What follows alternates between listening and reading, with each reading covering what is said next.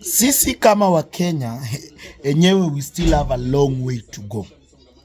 The only thing inatukula kama wa Kenya, it's called tribalism. Na tribalism inatuua.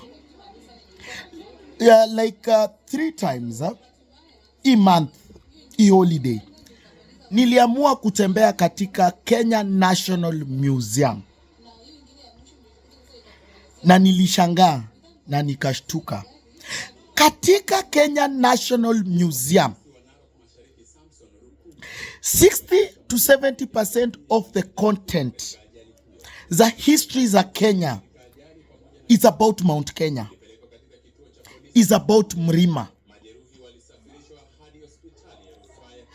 The National Museum should present the history of Kenya, not Mount Kenya. Kuna vitu mingi mpaka in a National Museum they are lying that people from Mount Kenya ndo wameandika. If they were talking about the First World War and Second World War, they only consider the people from Mount Kenya. Yet even if you look and read the books about First World War and the Second World War, mostly vita ilikuwa inaanza Taita Taveta. It's not documented. We are being documented about the World War that people who died. Mpaka wakadanganya the three soldiers wenye wako along Moi Avenue. One of them is a Luo. And record yake haiko, ameweka katika historia ya people from Mount Kenya. If you go to Luya, there are people like Nabongo Mumia. History yao inafaa iwekwe so that when we are coming to the National Museum, we are coming to see the face of Kenya. Trust me not. If right now someone comes from outside, ama a foreigner, amekuja National Museum of Kenya, the content atatoka nayo, wachana na wanyama, leave alone wanyama, leave alone those baboons and chimpanzee, leave them alone. I'm talking about the history of Kenya, human being. The content is mostly about people from Mlima. In Luoland, they only know someone called Raila. Raila Amolo Odinga is not, Jaramogi Odinga is not the only Luo. Kuna about the story about Simbi Nyaima and so many other things that happen in Luoland is not only about Jaramogi's family that can be documented in our museum. Yet if you go to Mount Kenya, they document like 90% of Mount Kenya. So if someone coming from outside and going to our museum, he consume more about Kikuyus than any other people. This one is totally unacceptable and this one is totally wrong. We are all Kenyans, yet kuna watu hii Kenya feel that they are special than others.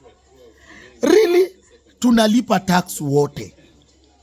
Either nipende, nisipende, I'm a Kenyan. It's so unacceptable. I have nothing against Mount Kenya people. But let our National Museum give us the face of Kenya. You cannot tell me in books, in records, in interviews about World War II, you put the history of Kikuyu who were killed 1,200, as I read something like that. If we are reading the history of World War I and II, ilianza uko Taita Taveta.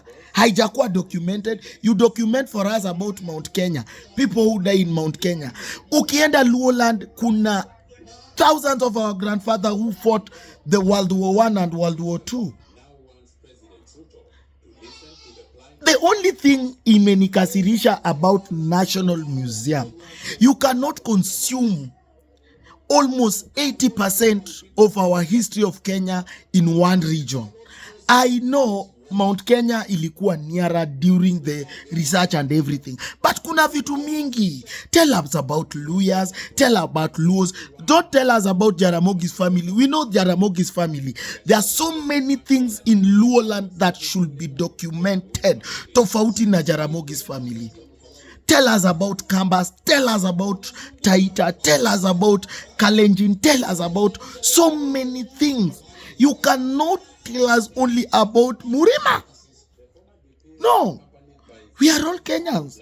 You make us feel like one region is more important in this country. That's why nilikuwa nasema, I think the government should look upon the governors.